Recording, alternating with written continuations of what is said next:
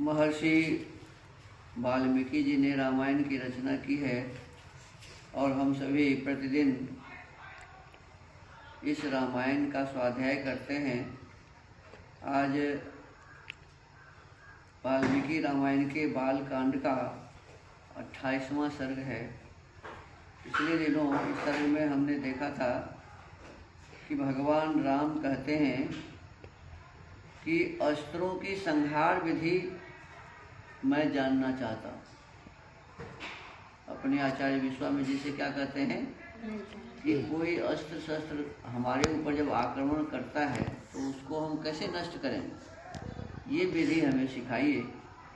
तो कुछ और जो आवश्यक अस्त्र शस्त्र थे विश्वामित्र के मित्र जी के जानकारी में, वो उन्हें बताते हैं और फिर कहते हैं कि श्री रामचंद्र जी प्रसन्न होकर उन अस्त्रों को ग्रहण कर लिए और उस अस्त्र शस्त्र के जानने के पश्चात उन्हें बहुत ही खुशी हुई। आगे कहते हैं केचिदंगार सदृशा केचिद धूमोपमास्तथा चंद्रार्क सदृशा केचिद प्रभुआंजलि पुटास्तथा। उनमें से कितने ही अंगारों के समान तेजस्वी थे, माने हथियार, माने अंगार माने आग के समान। कितने ही धूम के समान काले प्रतीत होते थे, और जैसे धुआं काला होता है तो कई हथियार धुआं जैसे था। तथा कुछ अस्त्र सूर्य और चंद्रमा के समान प्रकाशमान थे, और कई ऐसे शस्त्र थे जिसमें सूर्य जैसा चमक था, चंद्रमा जैसे शीतलता थी। वे सब के सब हाथ जोड़कर श्री राम के समक्ष खड़े हुए। अब हथियार कहीं हाथ जोड़ा है? अरे कोई हथियार हाथ जोड़ेगा? लेकिन इसमें लिखा हुआ है, इसका कुछ और ही मतलब है। इसका मतलब है कि उस हथियार को चलाने की सारी विधि वो समझ लिए, जान ली। रामं प्राञ्जलयो भूत्वा ब्रुवन् मधुरभाषिणः इमे स्म नरशार्दूल साधिकिंकरवामथे। उन्होंने अंजलि बांधे मधुर वाणी में श्री राम से इस प्रकार कहा, पुरुषिंग, हम लोग आपके दास हैं, आज्ञा कीजिए हम आपकी क्या सेवा करें। जो बातें पिछले सर्ग में हथियारों से कहवाया गया था, वही बातें इस 28वें सर्ग में भी जो नए नए कुछ हथियार दिए तो उनसे भी कहवाया जा रहा है। हथियार न बोलता है, हथियार बोलेगा? हथियार बोलता नहीं है। और हथियार हाथ कैसे जोड़ेगा? वो आदमी थोड़े है जो हाथ जोड़ेगा। तो कहते हैं कि हाथ जोड़कर खड़े हो गए और कहे कि मैं आपकी क्या सेवा करूं, ये बताइए। गम्यतामिति तानाह यथेष्टं रघुनंदनः मानसाह कार्य कालेषु साहाय्यं मे करिष्यथ। तब रघुकुल नंदन राम ने उनसे कहा, इस समय तो आप लोग अपने अभीष्ट स्थान को जाएं, परंतु आवश्यकता के समय मेरे मन में स्थित होकर सदा मेरी सहायता करते रहें। और हथियार से बात करते हैं श्री राम। कहते हैं कि अभी आप लोग अब जहाँ से आए हैं वहाँ चले जाइए। पिछले में कहा था कि आप सभी मेरे मन में बैठ जाइए, मेरे मन में रहिए। और अभी कह रहे हैं कि अभी तो आप अपने घर पर चले जाइए जहाँ से आए हैं वहाँ, और जब मुझे आवश्यकता पड़ेगी तो आप तुरंत मेरे मन में आ जाना। अथ ते राम आमंत्र्य कृत्वा चापि प्रदक्षिणम् एवमस्मृति काकुत्स्थ मुक्त्वा जगमुर्यथागतम्। तत्पश्चात वे श्री राम की परिक्रमा करके उनसे विदा ले उनकी आज्ञा के अनुसार कार्य करने की प्रतिज्ञा करके जैसे आए थे वैसे चले गए। देखो, हथियार न कहीं से आता है न जाता है, हथियार को कोई लाता है। हथियार को तो कोई लाएगा ना, शस्त्र को कोई लाएगा फिर कहीं ले जाएगा। अपने आप शस्त्र कहीं आता जाता नहीं है। और जिस शस्त्र की व्यवस्था होती है आने जाने वाली, वो भी कोई भेजता ही है, किसी के भेजने से ही जाता है और किसी के भेजने से ही आता है। तो विशेष प्रकार की व्यवस्था हो सकता है रही होंगी उसको आने जाने की।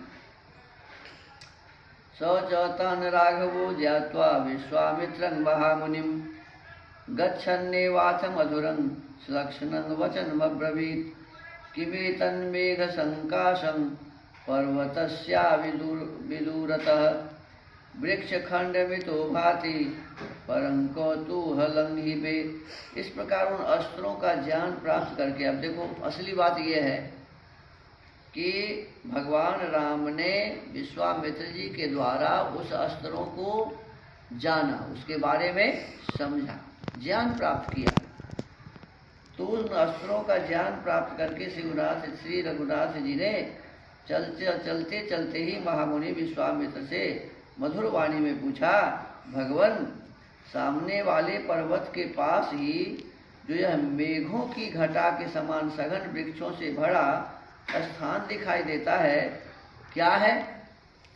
और जब चल रहे थे दोनों साथ में सीखते हुए, चलते हुए भी पढ़ाई होती है ना, तो विश्वामित्र जी हथियार के संबंध में पढ़ा रहे थे, शस्त्र के बारे में चलते चलते, और वो ज्ञान जब प्राप्त कर लिया तो एक ऐसे ही स्थान पर पहुँचे जहाँ बहुत ही घना जंगल था, वृक्ष था, और वहाँ कोई विशेष स्थान मालूम हो रहा था। तो पूछा कि यह क्या है? उसके विषय में जानने के लिए मेरे मन में बड़ी उत्कंठा हो रही है, मेरे मन में भाव हो रहा है कि मैं इस जगह को देखूं कि ये क्या है, जानूं इसके बारे में। दर्शनीयं मृगाकीर्णं मनोहरमतीव च नाना प्रकारैः शकुनैर्वल्गुभासैरलंकृतम्। यह दर्शनीय स्थान मृगों के झुंड से भरा हुआ होने के कारण अत्यंत मनोहर प्रतीत होता है। माने अनेक प्रकार के हरिण आदि सब वहाँ थे, मृगा हरिण को भी कहते हैं और मृगा शेर आदि को भी कहते हैं।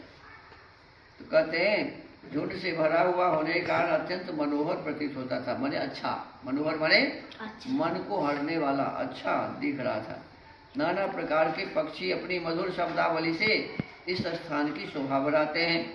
अनेक प्रकार की पक्षियाँ थी जो अनेक प्रकार की आवाज़ से उस जंगल को, उस स्थान को अच्छा बना रही थी, माने वो मनोहर लग रहा था।